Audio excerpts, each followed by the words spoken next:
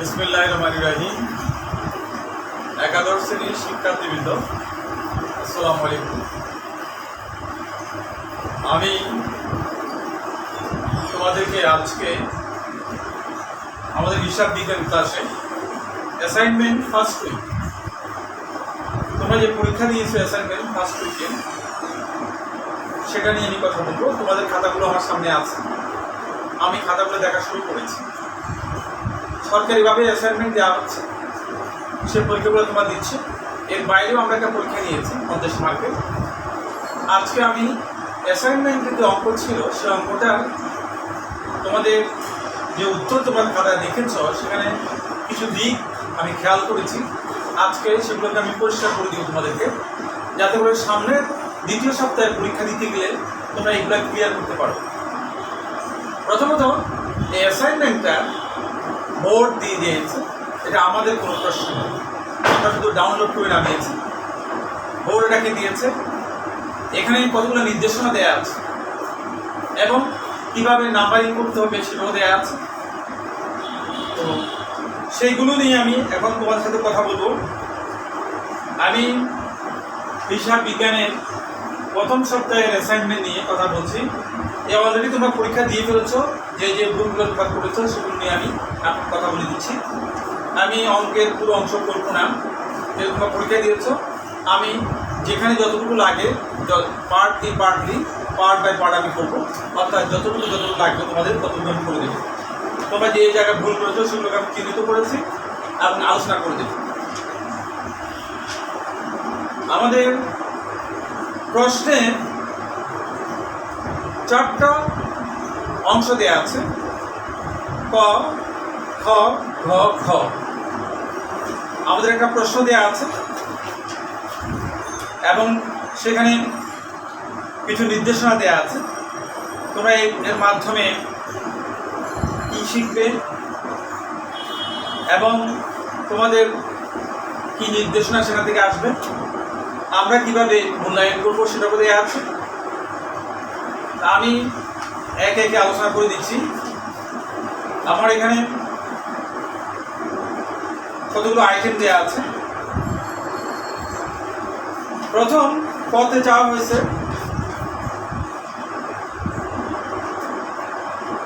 5, 6, 16 এবং 28 তারিখের লেনদেনগুলো হিসাব সমীকরণের প্রভাব। আমরা জানি যে হিসাব সমীকরণের প্রভাব যদি বলে, তাহলে এটাকে টেবুলার শিটে দেখাতে হয়, অর্থাৎ শীটের মধ্যে দেখাতে হবে। শীটের যে টেবুলার শিট, এটার যে ইকুয়েশন অনুযায়ী এখানে তৈরি হয়। হ্যাঁ, টেবুলার শিট যে তৈরি করবো, সেখানে আমাদের সূত্র হচ্ছে A=N+2, অর্থাৎ কারবারের মোট সম্পদ সমান দায় যোগ মালিকানা। যত সম্পদ হবে দায় মালিকানা তত হবে, এটাই হচ্ছে আমাদের টেবুলার শিট। একটি ব্যাপারে যত সম্পদ হবে দায় মালিকানা তত হবে, এটাই টেবুলার শিট। কিন্তু এখানে 5, 6, 16, 28 তারিখের 4টি লেনদেন থেকে তোমাদেরকে টেবুলার শিট তৈরি করতে বলেছে। কিন্তু অত্যন্ত দুঃখের বিষয়, বর্ষের ভিতরে ছিল টেবুলার শিট তৈরি করার জন্য প্রারম্ভিক আইটেমটাকেও এই শিটে আনতে বলা হয়েছে। এটা ছিল নির্দেশনার মধ্যে সংখ্যার ধাপ এবং পরিধি কী কাজ করবে নির্দেশনা দিয়ে দিয়েছে। সেটা কিন্তু অনেকে খেয়াল করে নেয়, অনেকে প্রথম আইটেমটা আনে নাই, না এনে অঙ্কটা করেছে, অঙ্কটা ভুল হয়েছে। আমি আজকে পরিষ্কার করে দেবো তোমাদেরকে। প্রথম আইটেমটা, আমাদের অঙ্কটা হচ্ছে ফেব্রুয়ারি মাসে, কিন্তু তার আগের মাস হচ্ছে জানুয়ারি মাসের সময়টা দেওয়া আছে 2021।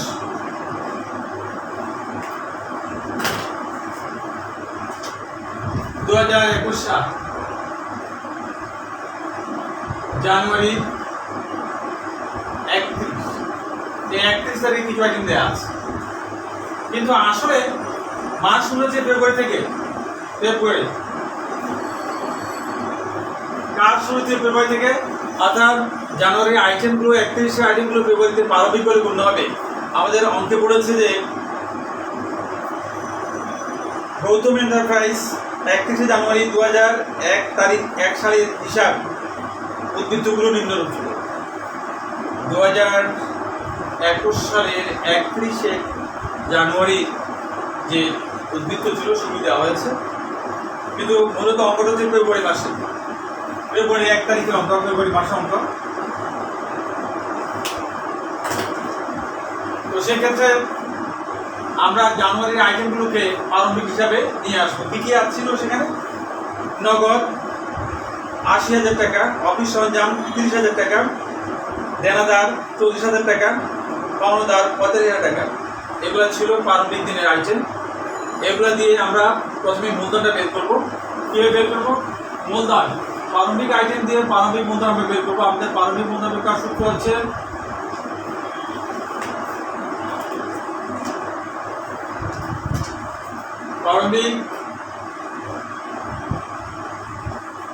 প্রথমে প্রারম্ভিক মূলধনটা বের করবে। প্রারম্ভিক মূলধন সমান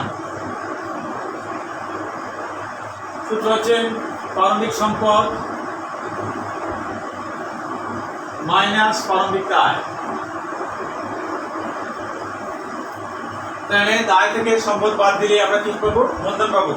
আমাদের এখানে আমরা উপর নিচেও করতে পারি, সেটা করলে কি দাঁড়ায় দেখো। যদি আমরা পাশাপাশি করি তাহলে নগদ আইটেম পেলাম এখানে 80,000 টাকা,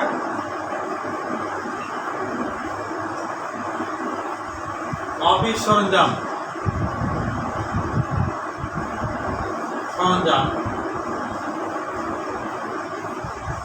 30,000 টাকা,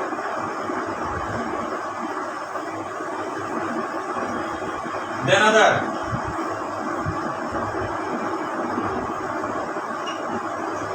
হচ্ছে 40,000। এটা হচ্ছে সম্পদ। এই সম্পদ যোগ করলাম কত হয়? সম্পদ যোগ করলে এখানে 1,50,000।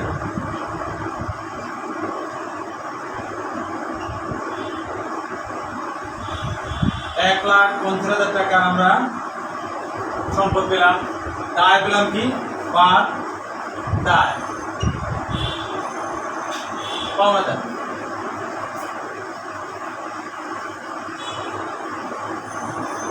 পাওনাদার দায় 45,000 টাকা। তাহলে সম্পদ থেকে দায় বাদ দিলে কি হবে? মূলধন বেরোবে। এটা হচ্ছে 1,05,000 টাকা।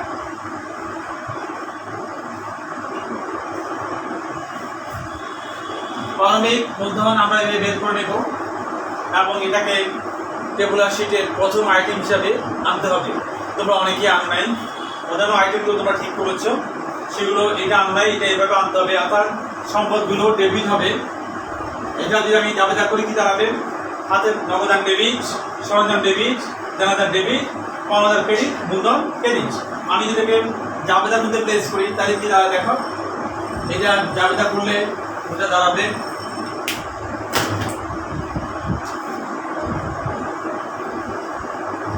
যদি আমি জাবেদা করতে যাই তাহলে দাঁড়াবে নগদান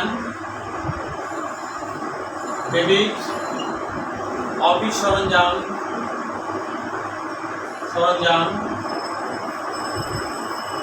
ডেবিট, দেনাদার ডেবিট, পাওনাদার ক্রেডিট, মূলধন ক্রেডিট। দেনাদার হচ্ছে 80,000, মূলধন 80,000, সরঞ্জাম 30,000, তারপরে দেনাদার 40,000, পাওনাদার হচ্ছে 45,000, রিমেনিং ব্যালেন্স 1,05,000 হচ্ছে মূলধন। তাহলে আমরা যেটা জানলাম এটা এভাবে প্লেস করতে হবে। অর্থাৎ আমরা সমীকরণের এস সাইডে নগদান, অফিস, দেনাদার এই তিনটা কলামে তিনটা সম্পদকে লিখবো, আর ক্রেডিট ওইদিকে দায়ের দিকে দায় লিখবো এবং মূলধন লিখবো। তাইলে এই প্রারম্ভিক আইটেম অনেকে তোমরা বাদ দিয়েছো, এটা বাদ দেওয়া দিলে অঙ্ক হবে না, কিন্তু কষ্ট বলা ছিল তোমরা নির্দেশনা অনেকে খেয়াল করো নাই, সেগুলো তোমরা করেছো। আজকে মূলত আমি যে জায়গায় তোমরা ভুল করেছো সেগুলোকে দেখিয়ে দেওয়ার জন্য চেষ্টা করব। আমি পুরো অঙ্কটা করে দিচ্ছি না, যেহেতু পরীক্ষা তোমরা দিয়ে ফেলেছ। যেখানে যে জায়গাগুলো তোমরা ভুল করেছো, তাইলে আমরা এই প্রারম্ভিক আইটেমটাকে প্রারম্ভিক মূলধন হিসাবে বিবেচনা করব। প্রারম্ভিক মূলধন সমান প্রারম্ভিক সম্পদ থেকে প্রারম্ভিক দায় বাদ দিলে প্রারম্ভিক মূলধন বের হবে। প্রারম্ভিক সম্পদ মাইনাস প্রারম্ভিক দায় সমান প্রারম্ভিক মূলধন। সম্পদগুলো যোগ করে দায়গুলো বাদ দিলে মূলধন হলে হয়ে গেল, এটা মূলধন ছিল। আর যদি আমি জাবেদা করি তাহলে আমাকে এটা প্লেস করতে হবে। আর জাবেদা যদি না করি, আমি কখনো বের করতে যাই, তাহলে এইভাবে বের করবো। অর্থাৎ বছরের প্রথম দিনে সম্পদ থেকে প্রথম দিনের দায়, অর্থাৎ বছর কেন, আমি যে যখন করছি তার আগেরটা হচ্ছে আমার জন্য পালন দিন। আমি ফেব্রুয়ারি হিসাব করছি, জানুয়ারি হচ্ছে পালন দিন। তাহলে জানুয়ারি যে কোনো আইটেম আমাকে পালন বলে বিবেচনা করতে হবে। প্রারম্ভিক সম্পদ থেকে দায় বাদ দিলে মূলধন বেড়ে যাবে। আর জাবেদাগুলো এভাবে দেখাতে হবে এবং এটাকে টেবুলার শিটে প্লেস করতে হবে। কোথায় যাবে? নগদান করে, সরঞ্জাম করে, দেনাদার করে, পণদার করে এবং মূলধন মালিকানার মধ্যে যাবে। এখানে সম্পদ আছে, দায় আছে, মালিকানা আছে, এবার প্লেস করবে। এই জায়গাটা তোমরা অনেকেই ভুল করেছো। আর যেখানে তোমরা ভুল করেছো সেগুলো আমি দেখিয়ে দিচ্ছি, যে জায়গাগুলো তোমরা ভুল করেছো।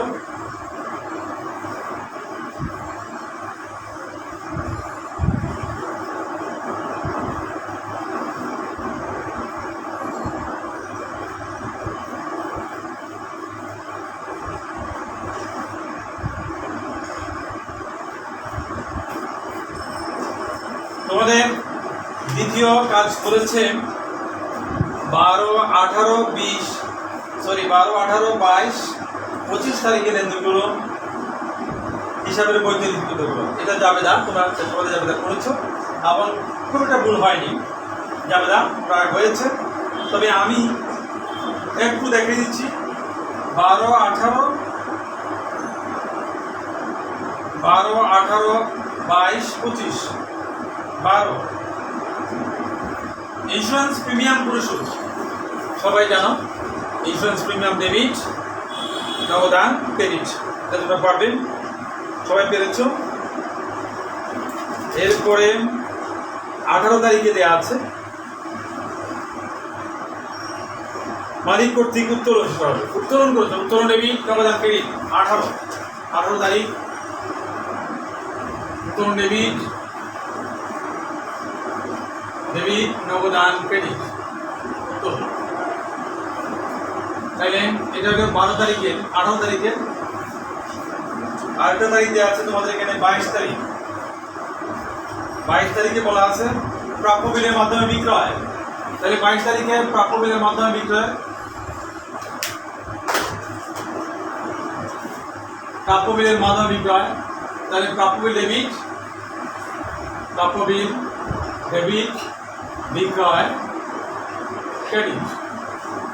এরপরে দেওয়া আছে 25 তারিখ। 25 তারিখে বলেছে মালিকের বড় মেয়ের জীবন বীমার প্রিমিয়াম পরিশোধ করছে কারবার থেকে। এটা ব্যক্তিগত খরচ, এটার নাম উত্তোলন। এটা উত্তোলন ডেবিট আর নগদান ক্রেডিট, এটা উত্তোলন। প্রথম আইটেম ছিল বিমা প্রিমিয়াম ডেবিট 12 তারিখ, নগদান ক্রেডিট। তারপর উত্তোলন ডেবিট, নগদান ক্রেডিট, প্রাপ্য বিল ডেবিট, বিক্রয় ক্রেডিট, উত্তোলন ডেবিট, নগদান ক্রেডিট। এটা নগদ উত্তোলন করেছে মালিক, এটা মালিকের মেয়ের জীবন বীমার প্রিমিয়াম দিয়েছে। এটা তার ব্যক্তিগত খরচ, যে কোনো ব্যক্তিগত খরচের উত্তোলন হয়। জাবেদাগুলো তোমাদের হয়েছে। খতিয়ানে এসে তোমরা অনেক দূর এলোমেলো করেছো। খতিয়ান করার আগে তোমাদের উচিত ছিল জাবেদা করে নেওয়া, তাহলে খতিয়ানগুলো ভুল হতো না। এখন এখানে একটা প্রশ্নের ফাঁক আছে, সংশ্লিষ্ট খতিয়ান হিসাব প্রস্তুত করো। এখন সংশ্লিষ্ট খতিয়ান হিসাব কোন সংশ্লিষ্ট? কি হতে বলা আছে 12, 18, 22, 25 তারিখ নাকি সবগুলো? আসলে এর উত্তর হবে সবগুলো। এর উত্তর কি হবে? সবগুলো। অর্থাৎ আমরা মোটামুটি খতিয়ান আমাদের খতিয়ান করতে হবে প্রায় 10টা খতিয়ান করতে হবে। 10টা খতিয়ান কীভাবে করতে হবে? আমরা প্রথমে আইটেমগুলো জাবেদা করে দেখবো, তারপর সেখানে গুলো দেখবো যে কয়টা আমার খতিয়ান করতে হবে। 10টা 10টা প্রতিদিন হচ্ছে নগদান হিসাব, মূলধন হিসাব, বিক্রয় হিসাব, দেনাদার হিসাব, বিমা প্রিমিয়াম হিসাব, অগ্রিম ভাড়া হিসাব, উত্তোলন হিসাব, প্রদেয় নোট হিসাব এবং ভাড়া হিসাব। এই আইটেমগুলো 10টা প্রতি আমাদের করতে হবে। যেহেতু প্রশ্নের ফাঁকটা তোমরা খেয়াল করো না, অনেকে সংশ্লিষ্ট খতিয়ান হিসাব প্রস্তুত করো, অর্থাৎ এই প্রশ্নে যারা আছে তাদের সবাই খতিয়ান করতে হবে। তবে দুটো আইটেম যাদের খতিয়ান করা লাগে নাই, সে দুটো আইটেমে একটা আইটেম ছিল এখানে ম্যানেজার নিয়োগ করেছে, এটা লেনদেন ছিল না, এটা যা রেকর্ড হবে না। আর একটা আইটেম ছিল অফিস সরঞ্জামের জন্য কেনার জন্য চুক্তি করেছে, এটাও লেনদেন ছিল না। বাকি আইটেমগুলো দিয়ে তোমাকে কি করতে হবে, তোমাদেরকে খতিয়ান করতে হবে। খতিয়ান 10টা খতিয়ান করতে হবে। যারা শুধু ক্ষয়ের উত্তরের উপর ভিত্তিতে খতিয়ান করেছো তারা ভুল করেছো। আজকে তোমরা এটা খেয়াল করবে অবশ্যই। এখানে একটা জিনিস মনে রাখবে, মার্কিং এখানে বড় কথা নয়, যেহেতু তোমাদের বাসায় তোমাদের করতে হবে, সেই জন্য এটা যদি একটু কাজ ভারীও হয়, সময় তোমাকে যথেষ্ট দেওয়া হয়েছে। তো পরীক্ষার হলের মতো তোমাকে এই নির্দিষ্ট সময় বেড়ে দেওয়া হয়নি। কাজে তোমাদের এখানে 10টা খতিয়ান চাইলে 10টা খতিয়ানই করতে হবে। যদি কেউ 4টা বা 5টা খতিয়ান করে দিয়েছো, সে আংশিক কাজ করেছে, কাজে এটা কারেক্ট হয়নি। তোমরা এটা করবেন, খতিয়ান করবে।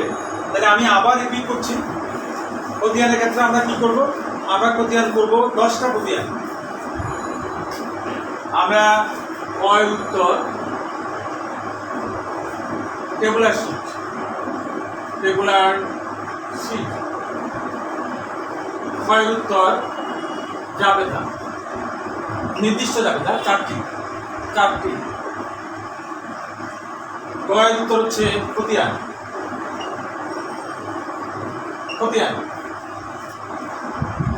কয়টি হবে? খতিয়ান হবে 10টি।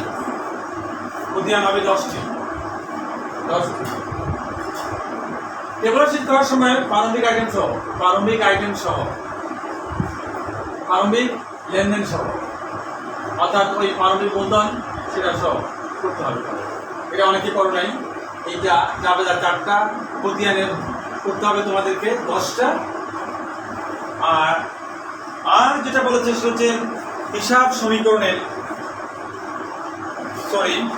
হিসাব চক্রের ধাপগুলো দেখাতে বলছে। এটা খুব সহজ ছিল, এটা তোমাদের সবাই হয়েছে। তোমরা যে জায়গাটা ভুল করেছো সেই জায়গাটা আমি আবার রিপিট করছি। টেবুলার শিট করার সময় অনেকে প্রারম্ভিক আইটেম আনো নাই, অর্থাৎ শুরুর দিনের যে প্রারম্ভিক মূলধন সেটা আনো নাই, এটা ভুল করেছ, সেটা বাদ দিলে চলবে না। তারপরে খতিয়ান করার সময় জাবেদা 4টা ঠিকই করেছো। খতিয়ান করার সময় তোমরা কেউ 5টা কেউ 4টা করেছো, কিন্তু বাস্তবে খতিয়ান করতে হবে 10টা। 10টা কি খতিয়ান? তোমাদের কাছে সবার কাছে প্রশ্ন আছে, তোমরা বাসায় তৈরি করে করবে যে খতিয়ান 10টা। নগদান 1, নগদান হিসাব,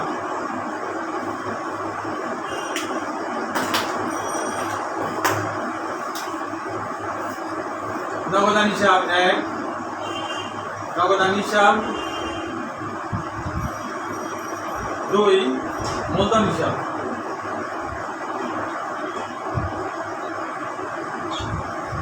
3, বিক্রয় হিসাব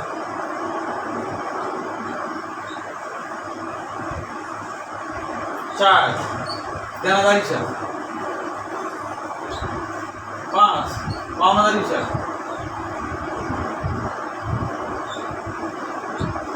6, প্রদেয় হিসাব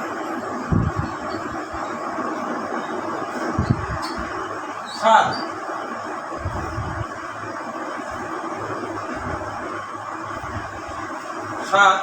উত্তোলন হিসাব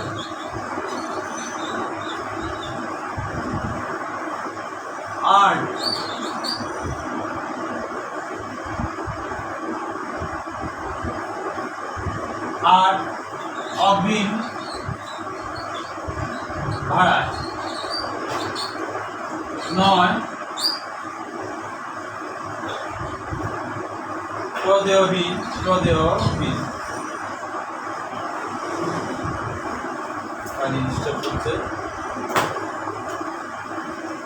অগ্রিম ভাড়া 9, দুটো ভাগ কাটি বেড়ে গেল 10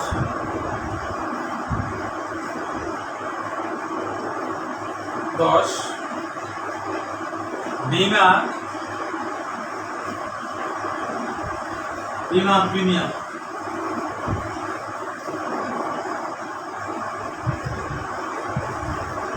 প্রিমিয়াম হিসাব অর্থাৎ এই 10টাই খতিয়ান করতে হবে। কিন্তু আমরা যদি উপরে জাবেদার খ অংশ থেকে যদি খতিয়ান করতে যাই তাহলে সেখানে 5টা খতিয়ান হবে, এটা কারেক্ট নয়। তোমরা এই 10টা খতিয়ান করতে হবে, 10টা খতিয়ান করলে এটা পারফেক্ট হবে। আর শেষ অংশে যেটা আছে সেটা হচ্ছে হিসাব চক্র। এটা খুব সহজ, যা ধাপগুলো কীভাবে হিসাবের কাজগুলো শুরু থেকে শেষ পর্যন্ত সম্পন্ন হয় ধাপে ধাপে, সেই ধাপগুলো তোমরা দেখিয়েছো, সেটা রাইট আছে। তাহলে এই 2 জায়গায় তোমরা ভুল করেছ, টেবুলার শিট এবং খতিয়ানে। টেবুলার শিটে পারমিক আইটেম আনবে অনেকে, আর প্রশ্নের মধ্যে বলা ছিল, নির্দেশনার মধ্যে বলা ছিল, আর খতিয়ানের মধ্যে সংশ্লিষ্ট বলেছে, সেই জন্য 10টা খতিয়ান করতে হবে। তাহলে যদি আংশিক করে অর্ধেক করা খতিয়ান কমপ্লিট হবে না। তোমাদের কাছে আমরা প্রথম সপ্তাহে অ্যাসাইনমেন্ট দিয়েছিলাম, দ্বিতীয় সপ্তাহে অ্যাসাইনমেন্ট সম্মত দেওয়া হয়নি, সামনে আমরা দেব প্রতিষ্ঠান খুললে। আর যদি দ্বিতীয় সপ্তাহের অ্যাসাইনমেন্ট তোমরা নিয়ে থাকো, অনেকে নিয়ে গেছে, তাহলে তোমরা সেটা পরীক্ষা দিয়ে থাকো, সেটা নিয়েও আমি পরে কথা বলবো। তো সবাইকে ধন্যবাদ জানিয়ে আজকে আমার এই অ্যাসাইনমেন্ট নিয়ে ক্লাস, অ্যাসাইনমেন্ট প্রথম সপ্তাহের অ্যাসাইনমেন্ট, সেটা হিসাব বিজ্ঞানের এই ক্লাসটাকে আমি দেখিয়ে দিলাম। অঙ্ক আমি করে নেই, অঙ্কের ডিজাইনটা দেখিয়ে দিলাম কীভাবে কী করতে হবে, আর তোমরা কী ভুল করতে সেটা দেখালাম। সবাইকে ধন্যবাদ জানিয়ে আজকে ক্লাস এখানে শেষ করছি। আল্লাহ হাফেজ।